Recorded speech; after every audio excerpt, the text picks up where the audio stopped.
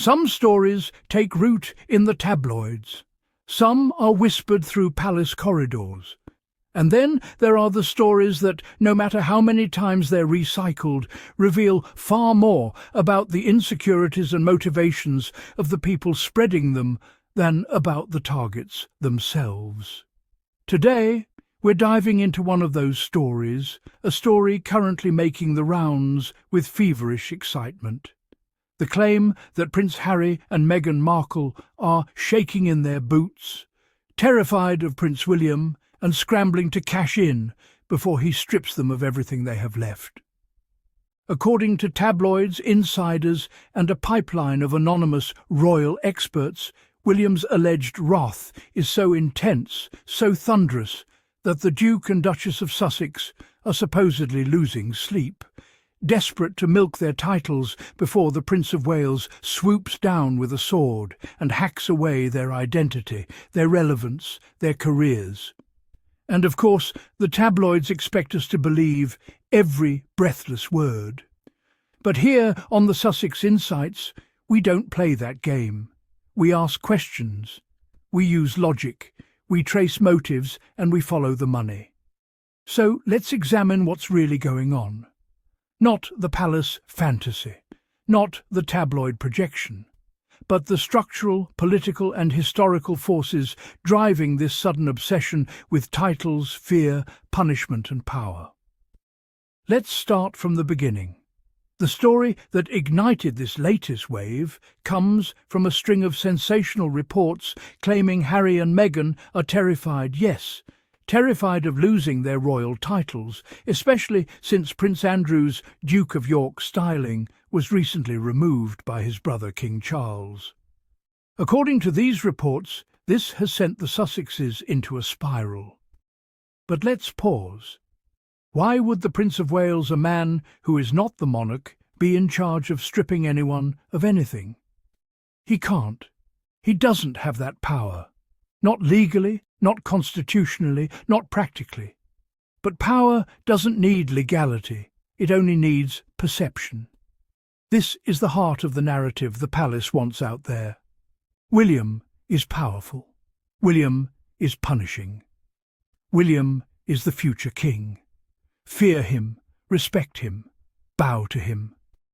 This is the kind of projection the palace PR has been trying to build for 2 years. So now, conveniently, we are told that Meghan, being announced as Meghan, Duchess of Sussex, at a private Upper East Side gathering, is somehow proof that she's desperate, clinging, milking her title. Right, because the world is so offended by a woman simply using the title she legally holds, and that the monarchy insist she keep. And into that frenzy wanders Heatworld with a source claiming William sees it as his duty to punish them for their tell-alls. Let's break that down. Their tell-alls refer to Harry's memoir, Spare the Harry and Meghan docuseries, the Oprah interview, various media projects discussing their lived experiences. A future monarch allegedly sees it as his duty to punish 2 adults for speaking about their own lives. Not for revealing state secrets, not for treason, but for saying, "This is what happened to us." If that is even remotely true, then it confirms exactly what Harry and Meghan said, that the monarchy sees them as property, not people. But let's keep going, because the source doesn't stop there. They claim William is especially furious that Meghan is still milking her royal title for gobs of cash. Ah yes, the classic projection. The palace, whose entire existence is built on squeezing wealth out of inherited privilege, is angry that Meghan, a black American woman, dared to profit from her own name and work. They say she's milking a title. Meanwhile, the royal family literally trademarked Royal Collection Trust, the Crown Estate, Royal Ascot, and monetizes everything from teacups to tours of Buckingham Palace. Let's be honest, Meghan doesn't need the title to earn money. She is the brand, Her intelligence is the product. Her charisma is the value. Her platform is her own. She was successful before that title, and she'll be successful with or without it. But the tabloids need to keep recycling this narrative, because the alternative is acknowledging that Harry and Meghan have built sustainable, independent success, the one thing the monarchy fears more than anything else. And then we get the most dramatic claim of all. Harry and Meghan are shaking in their boots. When William brings down the axe, it will be a complete disaster. Their whole brand is based on their connection to the royals. This is where the lie becomes so inflated, it's almost comical. So let's dismantle it piece by piece. If the Sussex's brand was solely reliant on royal titles, why are their biggest achievements not royal-themed? Let's list their major accomplishments since leaving the UK. Archetypes, Meghan's record-breaking Spotify podcast The Bench, her best-selling children's book Spare, the best-selling memoir in UK history. Harry's Invictus Games, which predates Meghan entirely. The Netflix docuseries, which became Netflix's most-watched documentary debut ever, World Mental Health Initiatives, speeches and summits, the Archewell Foundation, conducting major philanthropic work. None of these depend on the title Duke or Duchess. If tomorrow Harry and Meghan became simply Harry and Meghan, their careers wouldn't collapse. In fact, it might free them from tabloid weaponization once and for all.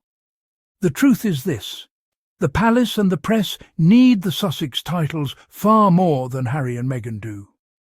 Those titles are the last tether connecting the monarchy to relevance whenever Harry and Meghan breathe, blink, or walk outside their home. Every headline about them keeps the monarchy in the spotlight. If William truly wanted them gone, irrelevant, forgotten, he would leave them alone. But he doesn't, because he can't, because he benefits from their existence as the convenient villains in his hero narrative. So why push this storyline now?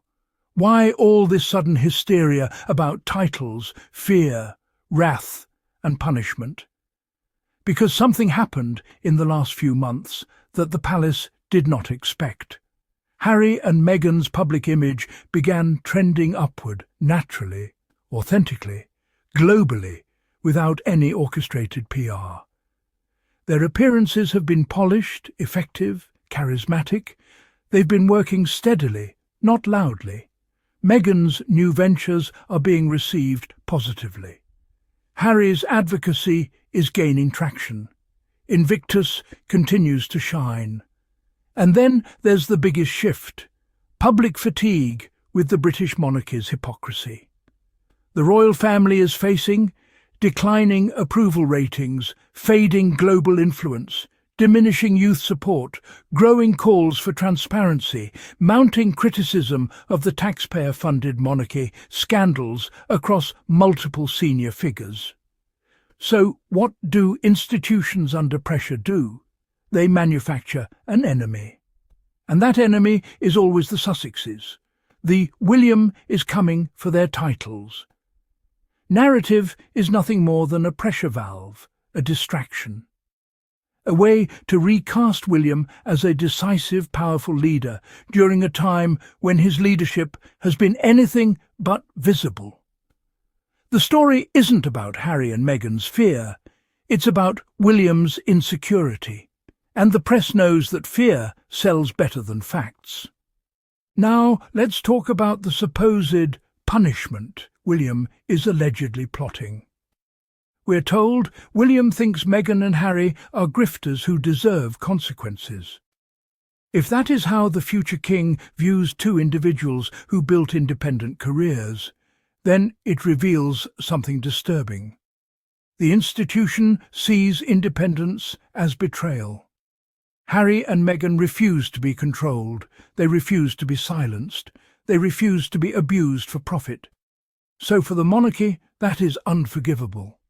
The irony? Every institution in the world, from Hollywood to Wall Street, respects people who break away from toxic environments and build their own paths. Except, apparently, the monarchy, which is still clinging to feudal expectations in 2025. Imagine being a working adult and being told you can't earn money without your family's approval. Imagine being punished for telling the truth about mistreatment.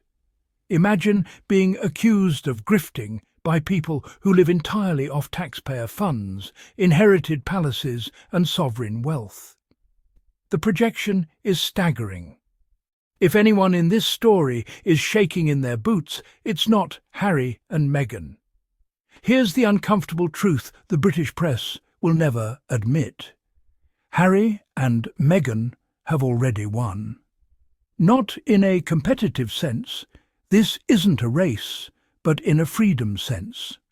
They have financial independence, reputational resilience, control of their own narrative, a beautiful family life, international reach, sustainable platforms, global influence. These are things William is struggling to build, even with the entire machinery of the monarchy behind him. And here's what terrifies the institution even more. The Sussexes are proving the monarchy is optional. They are showing the world that relevance, impact and success do not require a royal title. They require purpose. That is what the palace cannot afford. If Harry and Meghan thrive without the institution, then the public will start asking a dangerous question. What is the point of the monarchy? And the monarchy's entire existence depends on preventing that question. Let's address the elephant in the room. Can William actually strip Harry and Meghan of their titles? No. That power rests solely with the monarch and Parliament. Not the Prince of Wales, not an angry brother. More importantly, the monarchy avoids title stripping because it sets precedents they don't want to deal with. If they strip Harry, they must also strip Andrew, other disgraced royals. Any future royal who misbehaves, it opens the door to accountability, and that door will never be willingly opened. And here's the kicker. If Meghan and Harry lose their titles, they become even harder to control. Without titles, they owe nothing to the UK. They can speak even more freely. They can legally rebrand. They can elevate their public image outside outdated structures. So if William truly wants to punish them, stripping titles is the last thing he would do. The palace wants them tethered just enough to exploit them, but not enough to empower them. Let's return to the example tabloids latched onto. Meghan being introduced as Meghan, Duchess of Sussex, at a private gathering in New York. They tried to frame this as embarrassing, as desperate, as proof she lives for the title. But why then do the same tabloids insist on calling Kate Catherine, Princess of Wales, at every possible opportunity? Because when Kate uses her title, it's elegance. When Meghan uses hers, it's manipulation. This isn't about titles. It's about policing Meghan's existence. A black woman existing with dignity is treated as a provocation. A successful black duchess is framed as fraudulent. A financially independent black mother is vilified as opportunistic. The hatred is transparent and exhausting and predictable. But the Sussexes have learned to navigate it with grace. Meghan didn't give the tabloids what they wanted: indignation, fear, or apology. She carried herself beautifully, as she always does, leaving them scrambling for new angles. Let's talk about something tabloids will never admit. Harry and Meghan are not scared of losing their titles. The monarchy is scared of losing Harry and Meghan, because Harry and Meghan represent modernity, multiculturalism, accountability, self-determination, global connectivity, empathy, relevance. These are all things the monarchy struggles with. Harry was once their most charismatic asset. Meghan was once their gateway to a modern, diverse future. Losing them was a catastrophic mistake the institution still refuses to own. So instead, they rewrite the story. It wasn't our failure. They were ungrateful. They were disloyal. They were greedy. They betrayed us. Because accepting the truth that the monarchy choked on its own racism, rigid hierarchy, and outdated traditions would require change, and the monarchy does not change, so instead they spin the fear narrative. They're terrified of William. They're desperate. No. Harry and Meghan walked away from a system that would never have protected them. That is not fear. That is courage. So let's shift from debunking fantasies to looking at the real picture. Where are Harry and Meghan in 2025? They are secure, they are focused, they are thriving quietly, not loudly. They are raising their children in peace. They are building long-term ventures, not quick cash grabs. Their brand is rooted in values, not titles. If anything, they are becoming more independent of the monarchy each year. And that independence, not fear, is what's fueling this new wave of tabloid hysteria. The palace needs to convince the public that the Sussexes are crumbling, because the truth that they are rising is too dangerous. The British press keeps recycling this narrative because it serves three essential purposes. Protect William's image. By painting him as the decisive punisher, the press builds the illusion of strong leadership. Demonize Meghan. A media ecosystem built on misogyny and racism needs a villain to blame for everything. Reinforce the monarchy's relevance. By pretending the Sussexes depend on royal titles, they pretend the monarchy still matters globally. But here's the truth. The Sussexes have already stepped into a world where their value is defined by their work, their message, and their vision, not their aristocratic labels. Titles do not create impact. Purpose does. And Harry and Meghan have purpose in abundance. The tabloids want you to believe Meghan and Harry fear William's wrath. But the only wrath that exists in this story is the press's rage that Harry and Meghan escaped the royal machine, became successful, became global icons, refused to be controlled, refused to be silent, refused to be broken. The monarchy isn't punishing them. The media isn't destroying them. William isn't looming over them. They are simply living and thriving. And that, to the British press, is the greatest betrayal of all.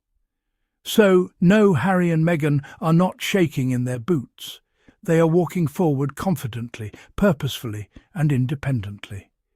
It's the institution behind them that's trembling. Because it knows what we know. You cannot punish people who have already freed themselves.